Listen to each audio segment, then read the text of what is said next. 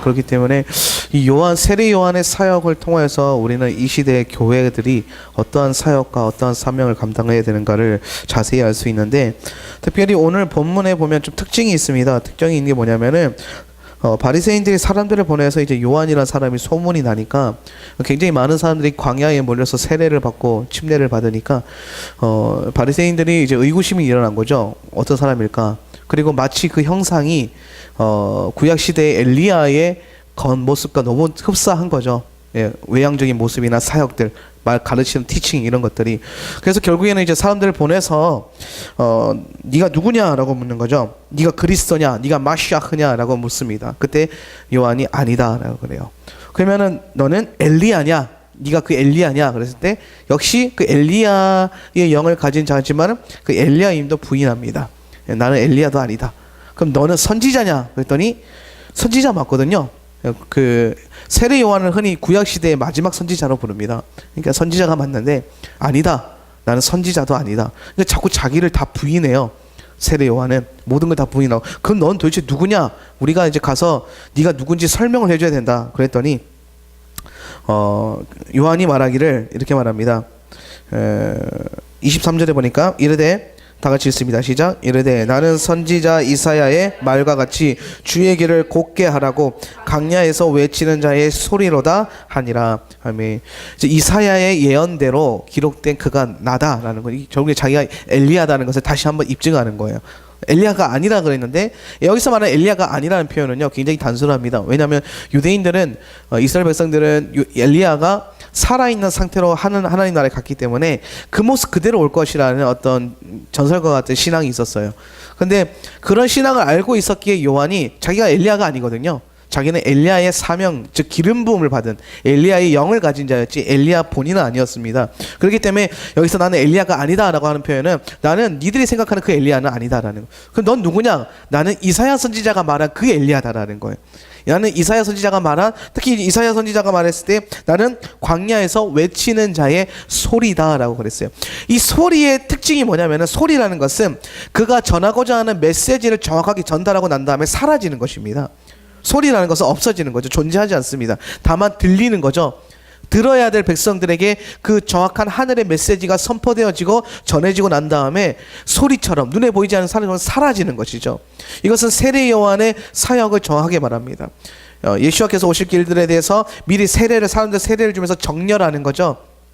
그리고 예수와를 세례를 줌으로 말미암아, 침례를 줌으로 말미암아 그를 이스라엘 가운데 드러내셨어요.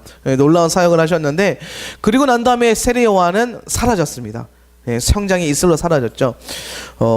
세례 요한의 어떤 삶을 제가 쭉 묵상할 때 그런 생각을 해봤어요. 정말 많은 사람들이 세례 요한에게 몰려왔거든요. 광야에서 설교를 전하고 광야에서 침례를 주는데, 많은 도시에 살던 사람들이 그 소문을 듣고 아마 수천 명의 사람들이 세례 요한 앞에 모여서 말씀을 들었을 거라는 거예요. 당대 아마 가장 큰 인기를 가졌던 랍비가 아닌가 싶습니다. 엄청난 인기를 누렸고 엄청난 명성을 가지고 있었습니다. 그랬던 세례 요한은요, 오늘 본문에서 철저하게 자기 자신을 부인합니다. 나는 아무것도 아니다. 나는 선지자도 아니고 엘리야도 아니고 마시아도 아니고 나는 그저 광야에서 외치는 소리다. 나는 전달할 것만 전달하고 사라지는 존재다 라고 명확하게 자기 자신을 정의합니다. 나는 아무것도 아니다라는 거죠. 나는 그 누구도 아니다. 굉장히 독특했습니다. 어떤 인물이었길래 이렇게 많은 사람들의 명성과 선망, 인기를 가지고 있음에도 불구하고 자기 자신을 철저하게 내려놓을 수 있는가? 오늘날 교회가 닮아야 될 모습이고 오늘날 많은 주의 종들과 성도들이 닮아야 될 모습이라고 생각합니다. 우리는 자꾸 우리 자신을 드러내는데 목적이 있어요. 자꾸 목사들은 자기 이름 3글자를 전 세계에 알리기를 원하고, 교회 성도들은 자기 교회 이름이 그 지역에 유명해지기를 원하죠. 근데 정말 하나님의 그 영에 붙들린 바가 되어서 살았던 사람들은 자기 이름의 이심양명에 대해서는 별로 그렇게 관심이 없어요.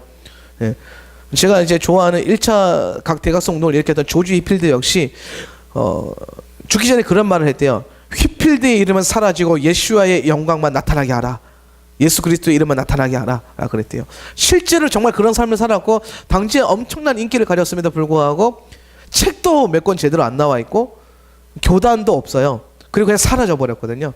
근데 그게 우리의 인생이어야 되지 않나 싶습니다. 그럼 어떻게 하면 우리가 세례 요한의 삶을 우리가 본받을 수 있는가? 세례 요한은 어떤 사람이었길래, 어떠한 사람이었길래 그 많은 인기 가운데서도 자기 자신을 철저하게 부인하고 정확하게 광야에 외치는 소리로 살 수 있었는가? 그래서 오늘 설교 제목이 부르심이 명확하면 흔들리지 않는다라는 거예요. 따라합시다. 부르심이 명확하면 흔들리지 않는다. 세상은 성도들을 흔들려고 하죠. 교회를 흔들고 목회자들 흔들어서 그 본질, 사명을 바라보지 못하게 만듭니다. 근데 오늘 본문은 정확하게 말합니다. 너희가 사명 가운데 너의 부르심이 명확해지면은 흔들리지 않는다라는 거예요. 제가 제주도 목회하면서 그런 생각 굉장히 많이 합니다. 많은 그 저를 좋아하는 목사님들이 그런 얘기 많이 해요. 이제 육지 오셔야죠. 라는 말을 굉장히 많이 합니다. 이제 육지 가셔서 이제 뭐 입신양명 하셔야죠. 예, 우리 사랑하는 우리 김 목사님도 항상 저에게 제가 항상 측은하신가 봐요. 예, 그래서 이제 김 목사님이 잘 풀리셔서 이제 대구에 있는 뭐 큰 교회 수석 부목사로 이제 부임을 하셨는데 항상 그 얘기 하세요. 내가 곧 끌어올려 줄게. 그런 말씀 많이 하세요. 왜 그러시는지는 잘 모르겠는데, 아마 저를 사랑하셔서 그런 것 같아요.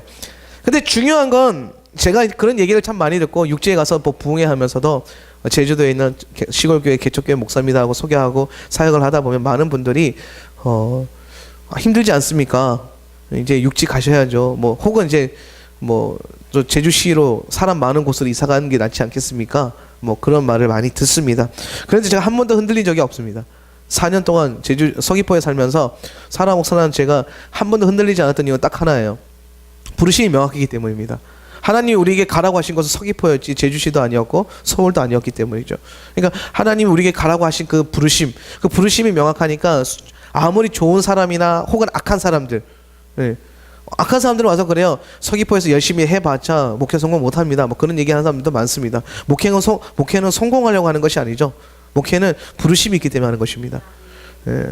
그렇기 때문에 중요한 거 우리가 늘 제가 생각하는 거 그래요. 세례 요한이 그 많은 인기와 명성과 그런 충만한 또 능력도 충분했죠.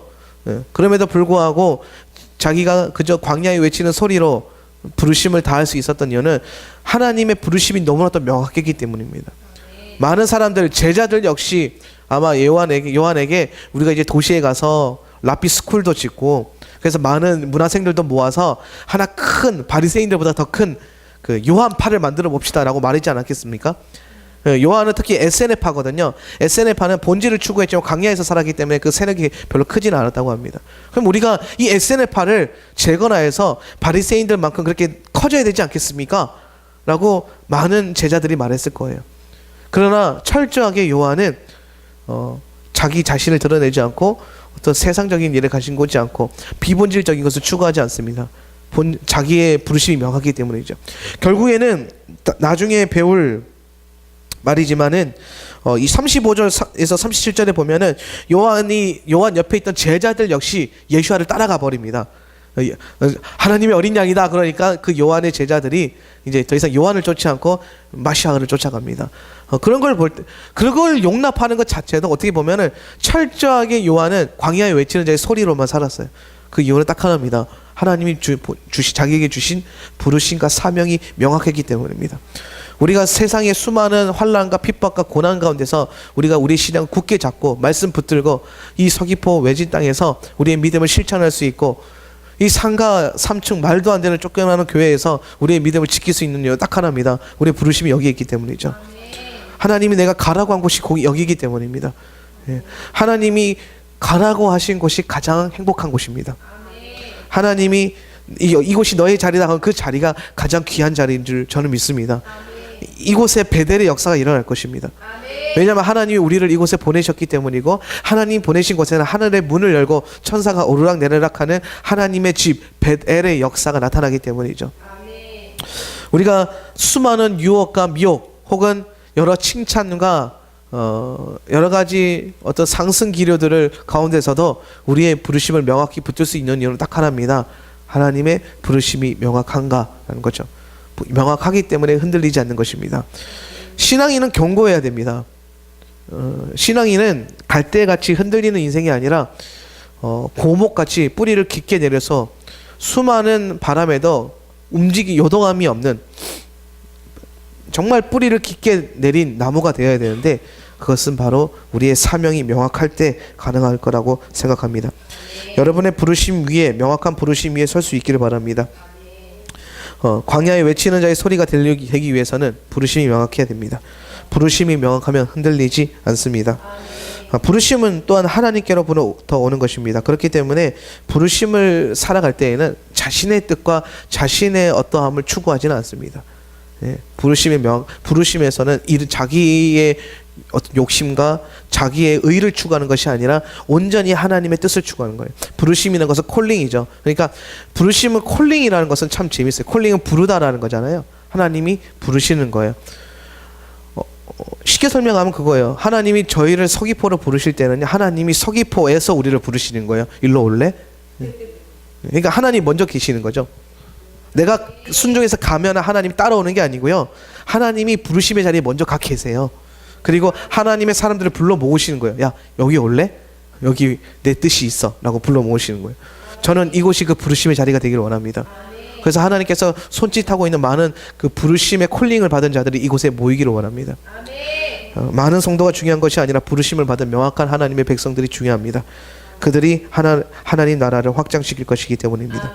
그렇기 때문에 우리 날마다 하나님의 뜻을 살펴야 됩니다. 하나님 뜻이 어디에 있는가? 하나님의 뜻이 여기에 있는가? 그렇다면 하나님 여기서 우리에게 무엇하기를 원하시는가? 그것이 분명해질 때에 우리는 많은 환경의 어려움과 결핍, 그리고 많은 사람들의 소리에도 흔들리지 않는 견고한 신앙이 될 줄 믿습니다. 부르심이 명확하면 흔들리지 않습니다.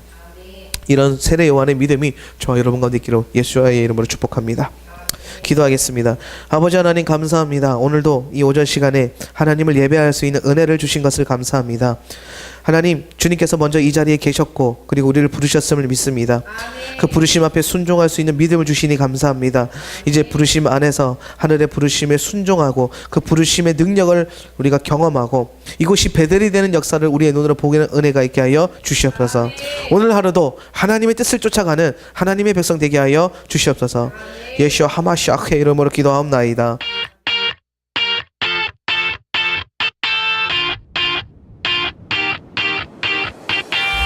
Raindrops